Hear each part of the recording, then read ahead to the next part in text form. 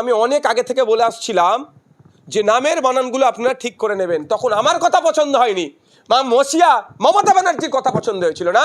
উনি বলেছিলেন এসআইআর করতে দেবো না। ওনার আদরের দুলাল অভিষেক ব্যানার্জি বলেছিল নো এসআইআর। ওদের কথা বিশ্বাস করে নিয়েছিলেন না। আজকে বিশ্বাস হচ্ছে তো আমার কথাটা? আমি আজকেও বলছি আতঙ্কিত হবেন না, ওরা ভোট ধরার জন্য ছুটছে। যে অফিসার আসবে তার নাম, ফোন নাম্বার, সে কোন ডিপার্টমেন্টে চাকরি করে, তাকে যে এসআইআর এর জন্য নিযুক্ত করা হয়েছে তার ডিটেলসটা আপনারা ছবি তুলে রাখুন।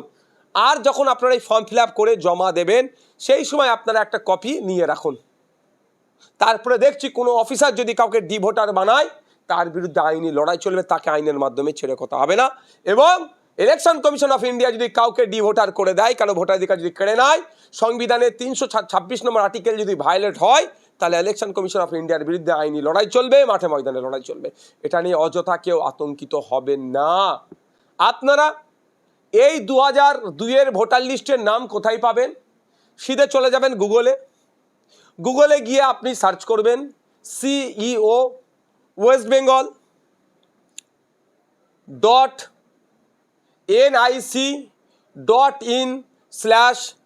.nic.in/roll ROLL,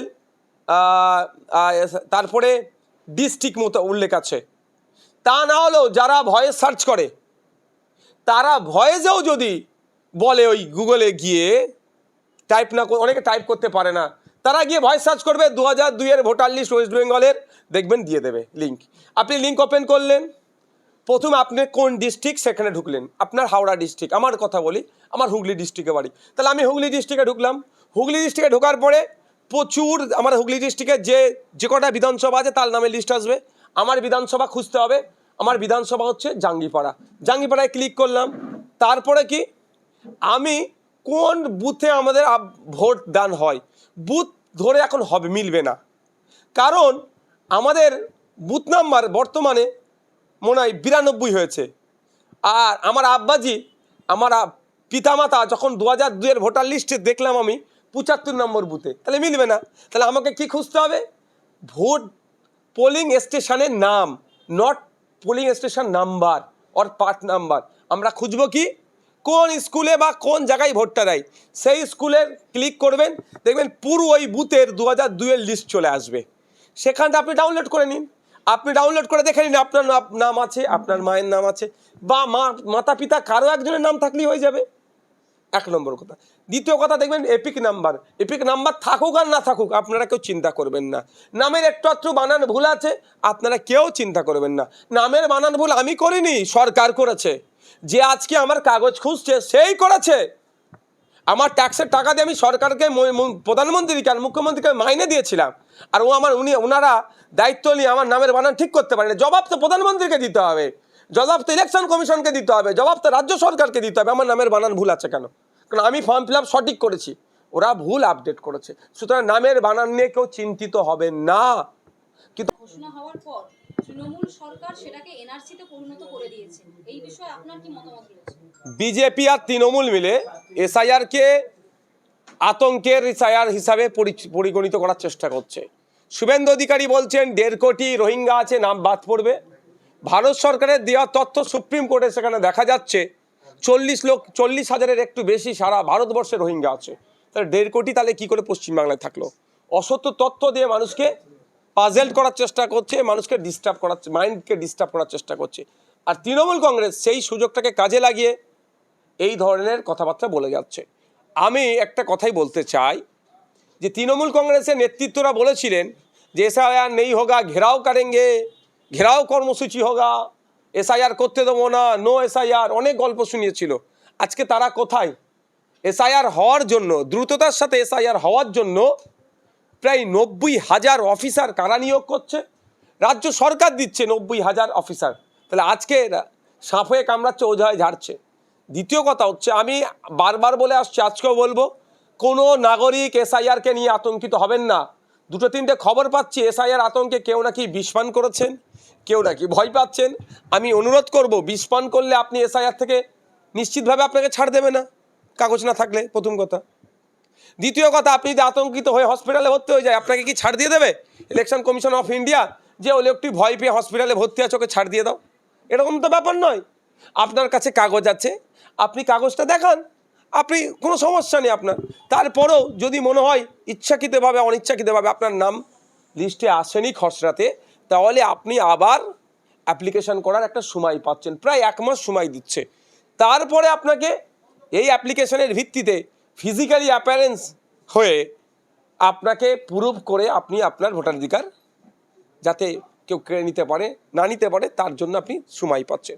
সর্বোপরি আর্টিকেল 326 ভারতবর্ষের সংবিধানে বলা হচ্ছে 18 বছরের ঊর্ধ্বে প্রতিটা ভারতীয় নাগরিকের ভোটাধিকারের পূর্ণ স্বাধীনতা আছে।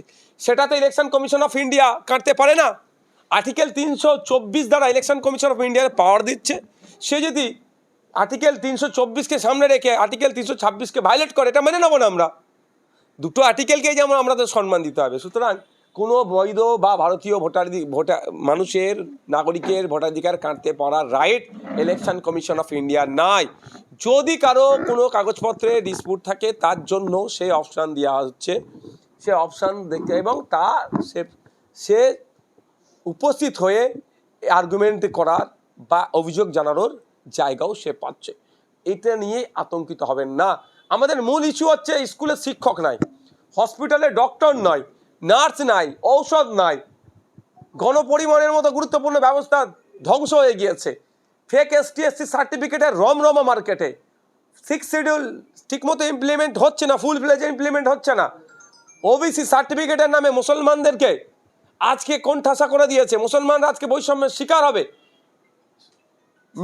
আনএডেড মাদ্রাসায় টিচার নাই, সরকারি শিক্ষা প্রতিষ্ঠানের টিচার নাই, মাদ্রাসা স্কুল নির্বিশেষে সরকার পরিচালিত স্কুলগুলোতে ঠিকমতো শিক্ষক নাই, কলেজের ভর্তি হচ্ছে না, স্কুল শিক্ষক শূন্য স্কুলের সংখ্যা বেড়ে যাচ্ছে, আবার কোনো জায়গায় ছাত্র শূন্য স্কুলের সংখ্যা ব্যাপকভাবে। এই যে মূল ইস্যুগুলো, বছরে 2 কোটি চাকরি দেওয়ার গল্প শুনিয়েছিল, বেকারত্বের সংখ্যা দেশে বেড়ে যাচ্ছে। গত 45 বছরে সারা দেশে বেকারত্বের সংখ্যা সবথেকে বেশি আমাদের বর্তমান সময়ে চলছে। আর বলেছিল বছরে 2 কোটি চাকরি দিয়ে কেন্দ্র সরকার, বিজেপি সরকার ব্যর্থ হয়েছে। বিদেশ থেকে কালো টাকা ফিরিয়ে নিয়ে এসে অ্যাকাউন্টে 15 লক্ষ টাকা দেওয়ার গল্প শুনিয়েছিল, 15 পয়সা তো পায়নি। উল্টে কালো টাকা এই আমলে বিদেশে কোনো অংশে কম যায়নি। তারপরে আমরা কি দেখেছিলাম, ডলার আর টাকার মান 1 করে দেবে, 1 টাকা দেবে 1টা ডলার পাবে, এই স্বপ্ন দেখিয়েছিল। আর যখন 2014-তে 60 টাকা দিলে 1টা ডলার পেতাম, আজকে 88 টাকা দিলে 1টা ডলার আমরা পাচ্ছি। সোনার দাম যেটা 2014-তে 10 গ্রামের দাম ছিল 28,000 টাকা, সেটা 1,28,000-এ পৌঁছে গিয়েছে। এই যে চরম অব্যবস্থা, চরম বৈষম্য, মার্কেটের দুরবস্থা। আর মমতা ব্যানার্জি গল্প শুনিয়েছিলেন ক্ষমতায় আসলে সরকারি কর্মচারীদের কেন্দ্রীয় সমার এড়িয়ে দেবো, 10,000 মাদ্রাসা দেবো, ওয়াকফ সম্পত্তি উদ্ধার করে দেবো, পাহাড়ের মানুষ হাসবে, সাগরের মানুষ হাসবে, জঙ্গলের মানুষ হাসবে। তার পরিবর্তে সব জায়গার মানুষ কাঁদছে আর তৃণমূলের লুটেরারা হাসছে। এই যে পরিবেশ তৈরি হয়েছে, মানুষ আজকে এদের থেকে মুক্তি পেতে চাইছে। কি কেন্দ্রের বিজেপি, কি রাজ্যের তৃণমূল, এদের হাত থেকে মানুষ মুক্ত হতে চাইছে।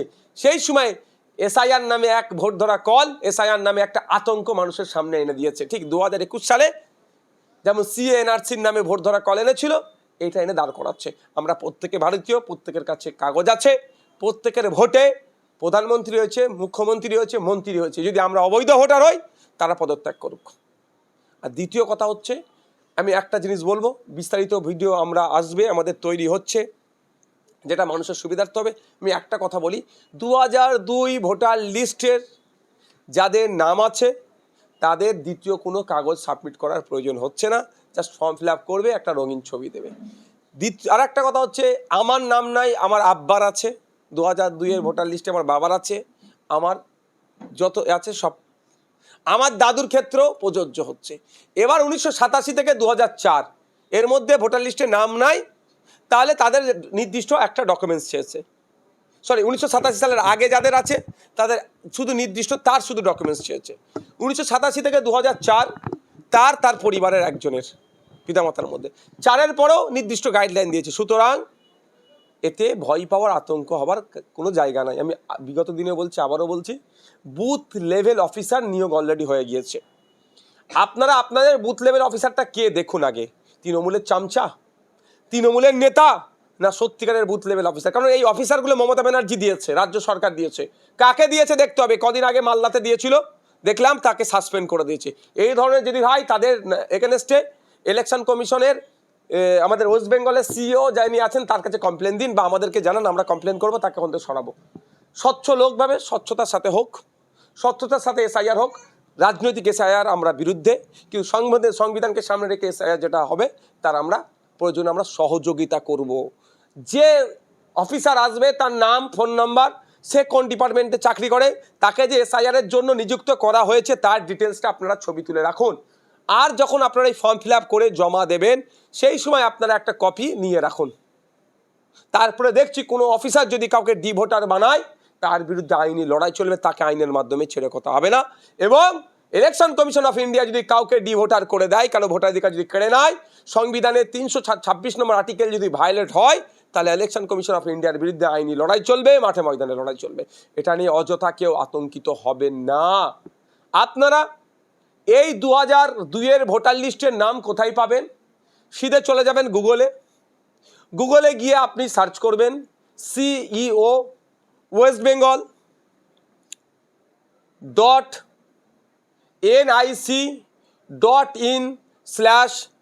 .nic.in/roll ROLL, তারপরে ডিস্ট্রিক্ট মতো উল্লেখ আছে।